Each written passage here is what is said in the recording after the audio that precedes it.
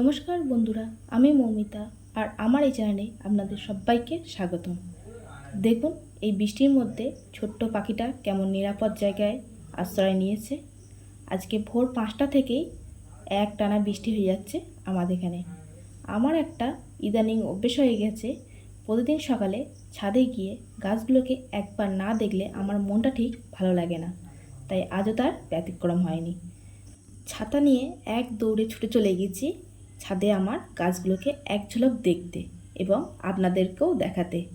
আমাদের এখানে দুদিন একদিন পর পর বৃষ্টি হচ্ছে, আবার যখন রোদ্দুর উঠছে একেবারে টাক ফাটা রোদ্দুর। এক রোদ্দুরে মাটি কিন্তু খটখটে হয়ে যাচ্ছে শুকিয়ে। তাই যখনই বৃষ্টি হচ্ছে গাছগুলো বৃষ্টির জলে ভিজে আরও সবুজ ও তরতাজা হয়ে উঠছে। এই সময় এখন কোনো রকম খাবারের প্রয়োজন হয় না। এই সময় আপনারা যদি পারেন বৃষ্টির জলকে স্টোর করে রাখতে পারেন। আমিও কিন্তু বৃষ্টির জলকে এইভাবে স্টোর করে রাখি বড় বড় 25 লিটারের বালতির মধ্যে। যখনই আমার জলের প্রয়োজন হবে তখনই কিন্তু আমি ট্যাপের জল ব্যবহার না করে এই বৃষ্টির জলকে ব্যবহার করব। দেখুন আমাদের বাড়ির নিচে কিন্তু একটা বাগান আছে। এখানে পিঁপে, উচ্ছে, শসা, পুঁই শাক, মিষ্টি কুমড়ো, ঝিঙে আর চাল কুমড়ো সব কিছুরই গাছ আছে। তাই বর্ষাকালে নিচে গাছ করা কিন্তু খুব কঠিন হয়ে যায়, কারণ নিচে দেখুন কি ভীষণ আগাছার জঙ্গল।